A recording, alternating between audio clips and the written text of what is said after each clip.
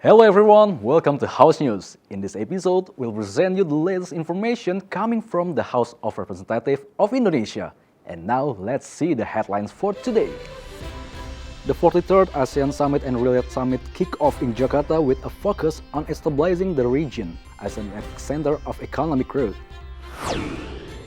The House is optimistic the ASEAN Summit in Jakarta can give positive impact to the national economic growth.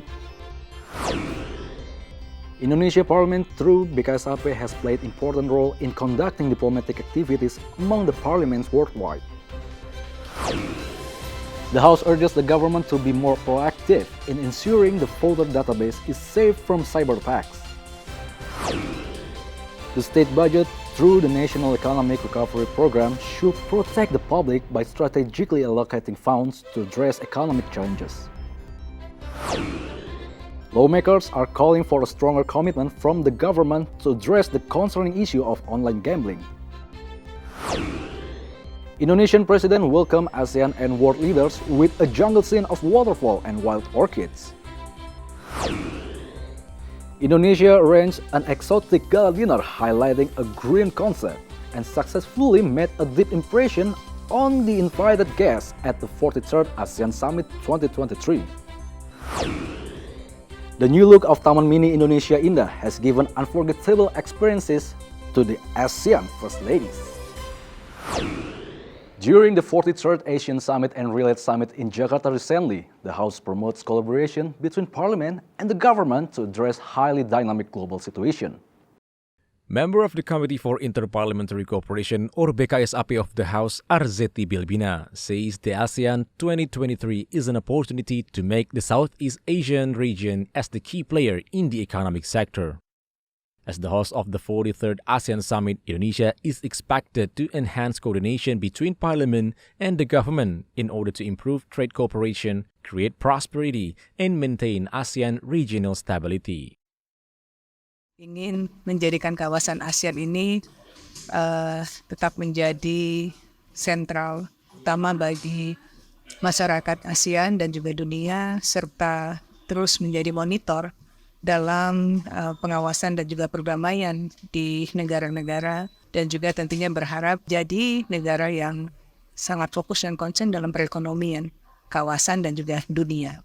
Harapan dari adanya KTT ASEAN ini, ASEAN tentunya terutama Indonesia ya, yang saat ini menjadi tuan rumah, ingin terus menggiring ASEAN menjadi leader dan menjadi bagian dalam setiap pergerakan pertumbuhan, perekonomian, kultur yang ada di kawasan dan juga di dunia. Furthermore, Arzetti adds the 43rd ASEAN Summit discussed various issues in the ASEAN region, including economic matters, equality, peace, and defense. The House appreciates the government's preparations in anticipating the event. Aditya N. Handoko, TVR Parlemen, report. Commission 11 of the House hopes the 43rd Asian Summit in Jakarta can bring significant contribution to the national economy. Member of Commission 11 of the House, Putri Aneta Komarudin, appreciates the achievement as the host of the ASEAN Summit 2023. She hopes the government can maximize the opportunity to improve the national economy and welfare. Putri also points out government should be proud of the achievement in economy sector, where the national economy rise 5.3% in 2022 and managed to pass the target.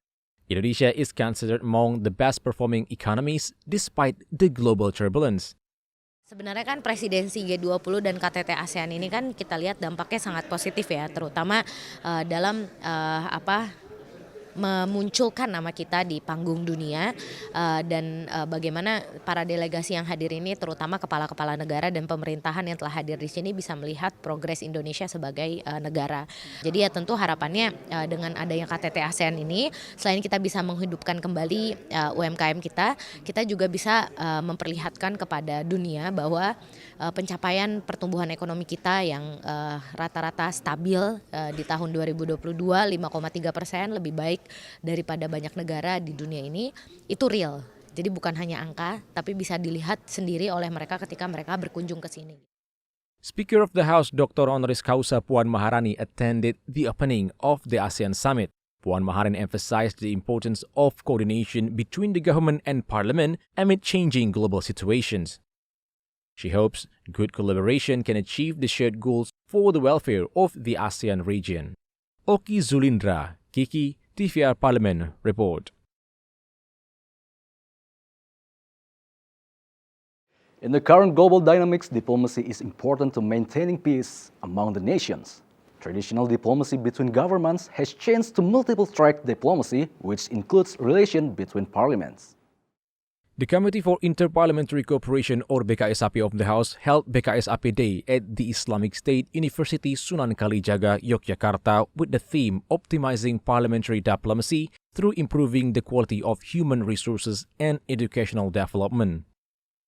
This program aims to elaborate the diplomacy function of the House to the academic community. Vice Chairperson of BKSAP of the House, Sukamta, said improving the equality of human resources still remains a concern to increase Indonesia's competitiveness globally. Mengalami perubahan besar, diplomasi yang hanya single track di masa lalu itu dianggap tidak cukup lagi. Perlu ada multi-track diplomasi, parlemen ikut berdiplomasi sebagaimana Kementerian Luar Negeri, BKSAP itu sebagai garda terdepan yang ditugasi oleh parlemen untuk diplomasi ini. Nah, BKSAP itu merasa perlu untuk mensosialisasikan diri kepada masyarakat, khususnya masyarakat kampus.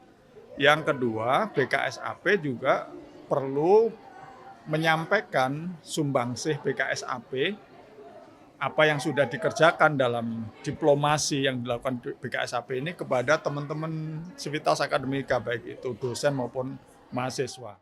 BKSAP of the House has been actively participating in numerous international forums such as at the Interparliamentary Union as well as at the recent ASEAN Interparliamentary Assembly. From Yogyakarta, Kristio, TVR Parlemen, report.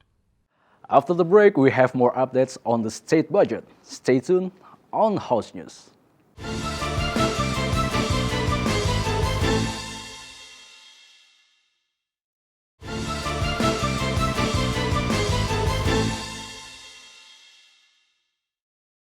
Cyber attacks on voter data breaches are a growing threat to election. Therefore, Commission 1 of the House asked the election official to take urgent action to protect voter data. Vice Chairperson of Commission 1 of the House, Utut Adianto, mentions the National Cyber and Encryption Agency or BSSN also play a role in ensuring the success of the 2024 elections. As technology continues to advance and more people in Indonesia use the internet, it's important for BSSN to prevent data leaks and take anticipatory measures immediately. Perangkat itu, jadi kita hanya menggunakan teknologi dari orang lain dan kita membeli. Tentu kemampuan kita mengantisipasi itu yang harus kita tingkatkan. Kalau membuat jadi zero accident ya tidak mungkin. Karena kita bukan inventor, kamu pakai HP, HP-nya beli. Kalau yang bikin Indonesia di lock atau di encrypt sendiri tentu bisa. Tetapi sepanjang kita masih pengguna teknologi, BSSN has allocated 110 billion rupiah for securing the 2024 general election, especially for electronic system used by state institutions. BSSN will also place its employees in Regional Election Commission. Helmi and Teddy, TVR Parlemen, report.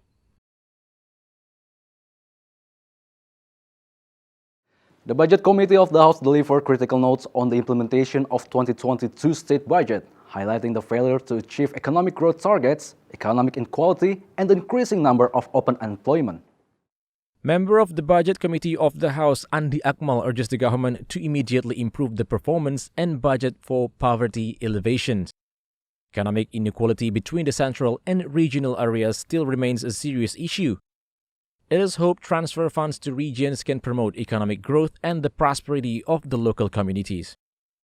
Transfer ke daerah mengalami peningkatan. Ini saya kira kabar menggembirakan bagi di daerah ya, bagi pemerintah kabupaten, pemerintah desa bahwa transfer daerah mengalami peningkatan. Yang lain kita melihat bahwa realisasi ya anggaran pendidikan dan kesehatan tidak hanya 77%. Jadi kita khawatirkan gitu ya, karena dari 10 indikator utama ya menurut Bappenas bahwa 9 tidak tercapai. Ya kan, jadi kita berharap betul-betul amanat undang-undang ya mengatakan 20% dari APBN kita untuk pendidikan bukan hanya dianggarkan tapi bagaimana realisasinya gitu. Sehingga berdampak bagi peningkatan sumber daya manusia kita. Moreover, Andi Akmal requests the government to increase the realization of the 2023 state budget to ensure national strategic programs, especially the improvement of Indonesia's human resources quality. Rifki and Bondan, TVR Parlemen, report.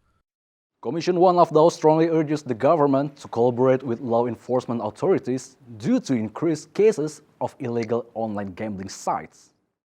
Member of Commission 1 of the House, Hasbi Ansori, believes the government has not yet given optimum effort in tackling online gambling issue.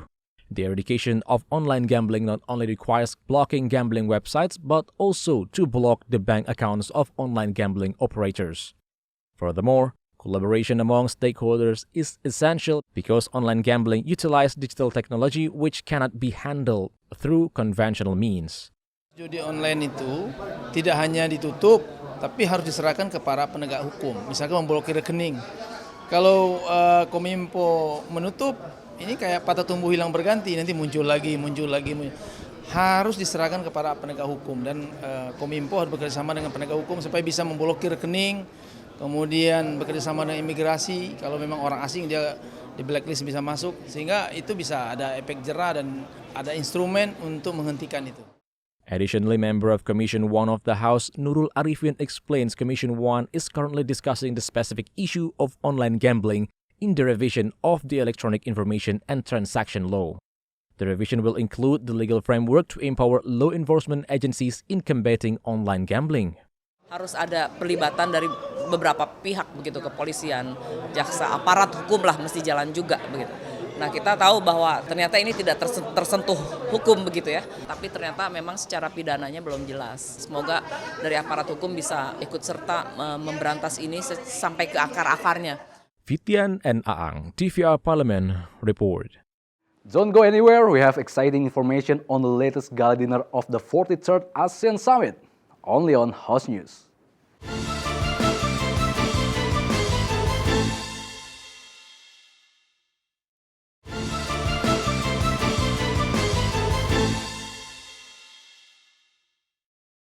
During the opening of the 43rd ASEAN Summit, Indonesia displayed the tropical rainforest in the venue's lobby, where the President and the First Lady welcome Asian leaders and partner countries. Indonesia has always unique way to welcome guests in international events. The branding and beautification of the venues are carefully prepared as part of the effort to strengthen Indonesia's nation branding in the eyes of the international communities, including at the 43rd ASEAN Summit. A 9-meter waterfall installation in the middle of the man-made forest stands tall at the welcoming area at the Jakarta Convention Center, the main venue of the summit. Combined with a large multimedia screen displaying the presidential palace in the Nusantara capital, the welcoming area simulates a back-to-nature experience of the future new capital. President Joko Widodo and the First Lady stood at the bottom of the cliff to welcome, greet and pose for a picture with the guests of the state. The welcoming area is decorated with a waterfall, an artificial lake, a bridge, and a forest inhabited by different types of flowers and plants. Rippling water and chirping birds enhance the natural ambience. It is almost certain the guests would be swept away by the atmosphere and forget that they are in the middle of the city of Jakarta. With a new capital background, it reflected Indonesia's future, which continues to prioritize natural sustainability and a green environment. This reflects how Indonesia and ASEAN keep being committed to preserving nature and balancing ecosystems for a better world future. Gala dinner of the 43rd ASEAN Summit took place at Pelataran City Forest of Senayan in Jakarta. The event has demonstrated Indonesia as a country full of various art and culture.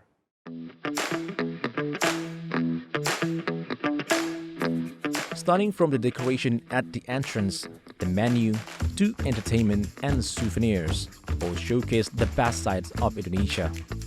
State and honorary guests were entertained with singing and cultural performances by talented Indonesian young artists. The performances were divided into 4 major themes. The first segment adopted the theme of the sound of Indonesia, illustrating spirit and productivity. The segment presented a percussion show and 4 Indonesian traditional dances. The Soul of ASEAN is the theme of the second segment, featuring 100 dancers performing different traditional dances. The performance celebrated diversity and cultural richness of ASEAN and represented the ASEAN spirit in achieving one vision, one identity, and one community.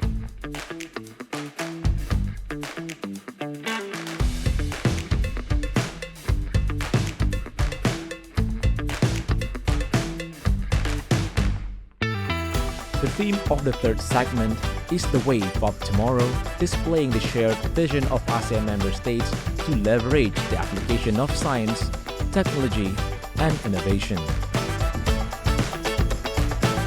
The fourth and last segment adopted the theme of the epicentrum of growth, highlighting Indonesia's ASEAN chairmanship and exhibited the ASEAN vision to be the epicentrum of growth. In this segment, a set of lively songs was performed to illustrate the strength of ASEAN. All performances were presented on an outdoor stage with the city's skyscrapers turned into a big backdrop for the dazzling light and multimedia displays. U.S. Vice President Kamala Harris praises the gala dinner. She described the meal, production, and entertainment has surpassed the high standards set by Hollywood. The sports program of the 43rd ASEAN Summit was a successful event. The reception of the ASEAN First Ladies showcased a variety of arts, culinary, customs, and culture of the Indonesia archipelago. The event began when the Indonesian First Lady, Iriana Joko Widodo, appeared gracefully dressed in the purple batik kebaya encim of Betawi to welcome the guests. The first location visited by the group was the art gallery. For approximately 20 minutes, they were invited to watch children with disabilities create various artworks, including paintings, sculpting, poetry, and comics. The group then continued their activities by watching a traditional Betawi dance performance. Afterward, the guests were led to the cultural stage, which is located right next to the archipelago lake. Once again, they were entertained with various outdoor entertainment, allowing them to fully appreciate the beauty of miniature Indonesian islands in the middle of the lake. The First Ladies traveled from the cultural stage around the park by an electric car, passing through the pavilions of East Kalimantan, South Kalimantan, Aceh, North Sumatra, South Sumatra, and Bengkulu. They were treated to various attractions at each pavilion. At the end of the visit, the First Ladies made a stop to purchase local products displayed by micro, small, and medium-sized enterprises. Indonesia is holding the chairmanship of the ASEAN this year with the vision of inviting ASEAN countries and its partners to contribute to resilient, adaptive, and inclusive development in the region which benefits all communities. And that's House News for today. Thank you for watching, everyone, and have a good day.